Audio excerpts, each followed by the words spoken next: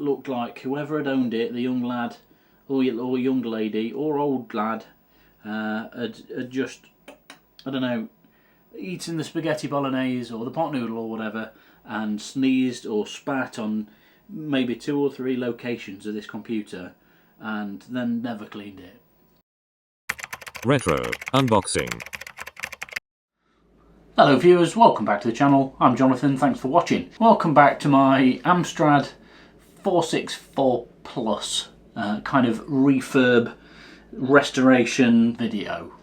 There's a few things that I've done, but basically I'm ready to go now. So what I did, some of it was on camera, some off camera. The main thing really was gluing the tab back onto there. So that is done, and very much hopefully that's going to be strong enough. The other thing I did was give this controller a real good clean. So I fully stripped it down and got the toothbrush around it, and I even got a bit of bleach on it, but you know, not too non-intrusive, but it's come up really quite nice actually. To be fair, compared to how it looked before, hopefully I've got the right footage and the right B-roll to give you a good before and after. But it was horrid before, but now it's nice. It's okay. And inside I cleaned up the D-pad. Got a bit of contact cleaner on the PCB. So yeah, hopefully that'll keep it going for a while. I gave the cartridge a little bit of a clean up. To be honest, with the label being kind of paper, didn't really want to be too kind of intrusive or invasive with that, so I've just give it a very quick, gentle rub down, and that looks better. It's not perfect, but it's okay. I'm happy enough with it. So really, the only thing I've got to do now is to put this thing back together, which is going to be pretty easy, I would imagine. 5 screws and 3 little sort of tabs. Sorry, 6 screws. My apologies. But the moment of truth is getting this tape deck lid back in situ. Ooh.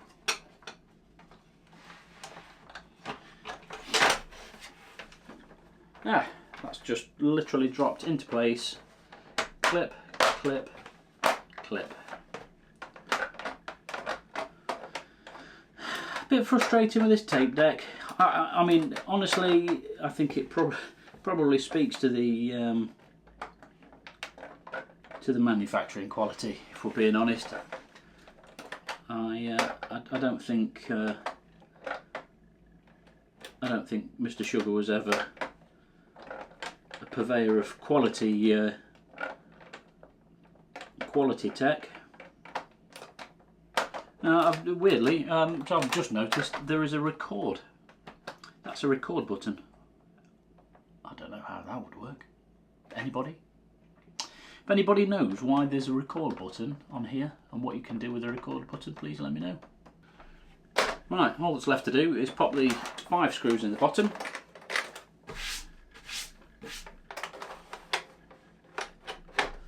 No, 6 screws. And then I'm going to plug it in. I'm not going to say see if it works, because it did work. It worked when I played with it the other day. Let's say see if it still works after I've tinkered with it and fixed it and repaired it. I mean, I could do all of that without putting these screws back in, but for the sake of 6 screws,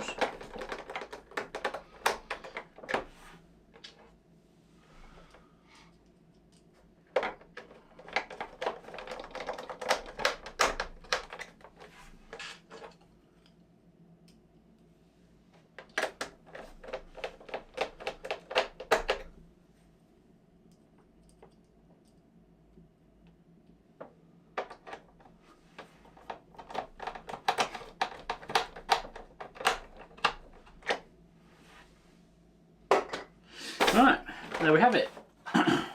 One fixed, repaired, refurbished, apart from the yellow keys. Nice Amstrad 464 Plus.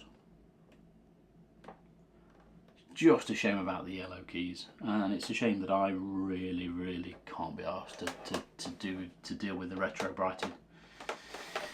But all the ports look nice. Like I say, bit of contact cleaner. Some of this I did on camera, some I did off camera. Just give everything a real good clean up, and honestly, I think it's come out. I think it's come out pretty well.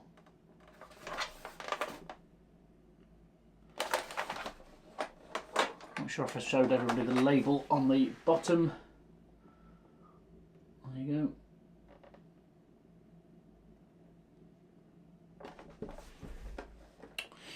I really do quite like the fact that you only need one power supply, and that's for the monitor.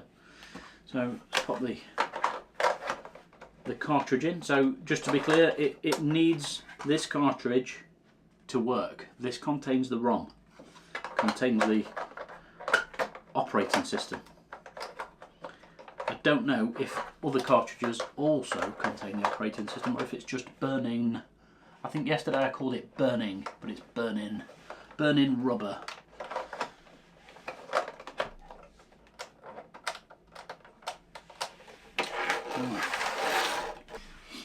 All right.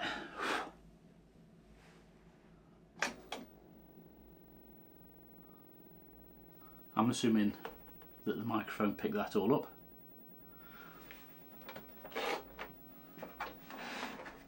The sound of my childhood. Straight there.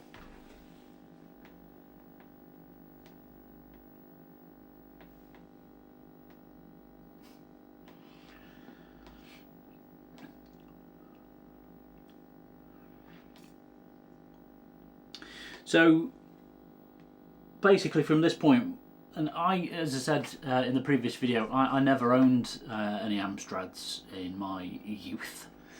It was all Commodore.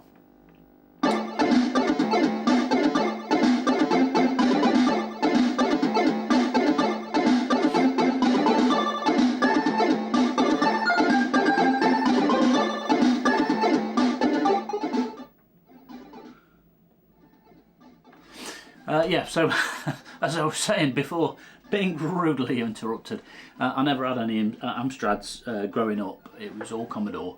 I did have a fair bit of experience with Spectrums, but never really Amstrads. A few Ataris and things like that. But so I've had to do a little bit of research myself just to see how these things work and how these things load. So I'm just going to turn it back off and on. Does seem very reliable, I've got to say. F1, pop the tape in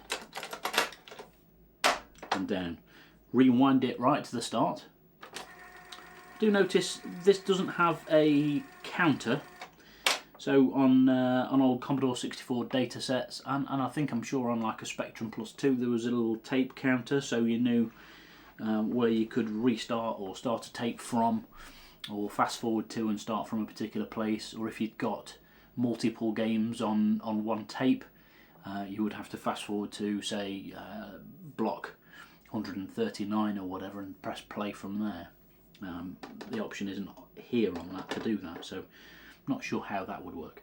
Anyway, right, so from there we need to press shift and the @ symbol to get that little line, and then type, I think it's run.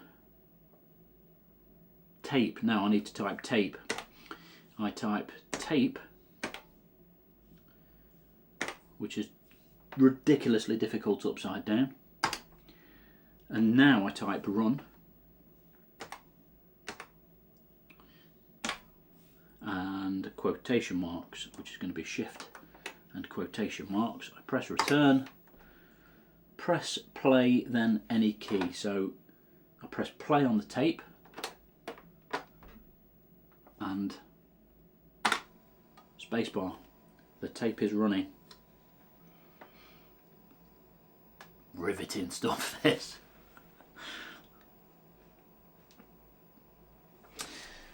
Well, I will sit back and enjoy a coffee. Actually, I'm not going to hold the coffee over this, because if I spill anything, I'm going to be back to square one. So, with regards to this machine, it was actually really quite clean. Other than where it looked like whoever had owned it, the young lad, or young lady, or old lad, had just, I don't know, eaten the spaghetti bolognese or the pot noodle or whatever, and sneezed or spat on maybe 2 or 3 locations of this computer, and then never cleaned it. So it wasn't like ingrained with loads of dirt all over. It was just in a couple of sort of specific places. So it's actually cleaned up really well. Now, at this point in the video, I don't expect anybody to sit and watch bubble loading from scratch, so I will fast forward the tape, or fast forward the tape. Christ, I will fast forward the digital video file, and join you again, or you can join me again when the tape has loaded. Bubble has loaded. Let's give it a go. I mean, in theory, I've waited 10 minutes for this to load. What I probably ought to have done is try burning rubber, because that loads instantly. Just a thought. I might show you that next. So hit fire. I'm going to go with button 1.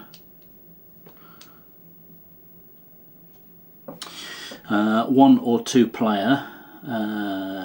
R to redefine keys on, should say 1 player.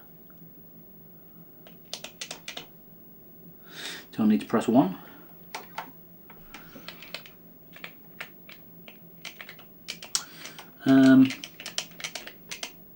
It's not moving. Oh, little Bob's burning rubber. Right, well, I'm going to turn the volume up a little bit so you can hear the joys. 1 to start. I've got to say though, this monitor's beautiful.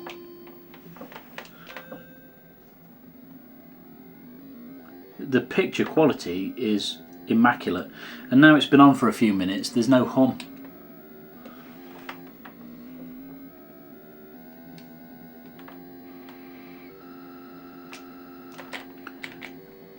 I mean, the gaming experience is pretty awful, if we are being honest.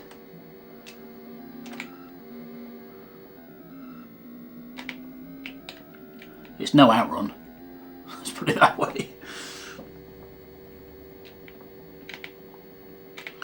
The controller is not exactly responsive.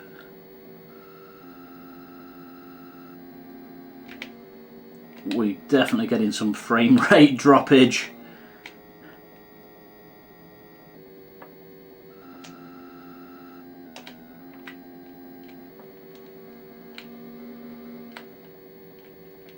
Checkpoint. Oh. So there we go. Amstrad. Oh, we're still racing. Yeah, I've got to say, I'm reasonably impressed with the whole experience, having never had Amstrads previously. Honestly, would I trade this? Would I have wanted to trade this for a Commodore 64 back in the day? No, certainly not for an Amiga. And I think that was the key thing with this particular machine, was that it came out in 1990, at which point, you know, 16 bits was kind of well underway. So that's about it, really. I'm quite happy. I'm certainly happy with the purchase.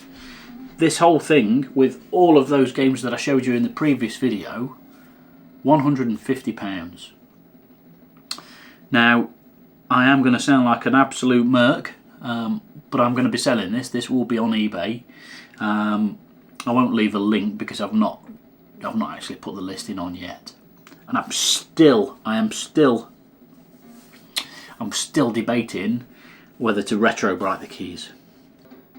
So thanks very much for watching, and like I said in the previous video, I am hoping to do more of these. I have been picking up consoles left, right and centre over the last year to 18 months, and honestly, I'd really like to show them you all. It's just finding the time, and I'm hoping that if I can organise my week a little bit better, I should be able to get back to doing these videos, not necessarily once a week, but hopefully a couple of times a month.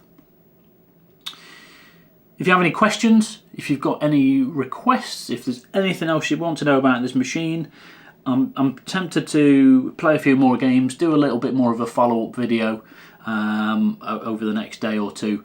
So let me know what you think. Otherwise, please, you know, all the usual shit, like, subscribe, and hopefully you'll see me on the next one. Bye now. Retro Unboxing.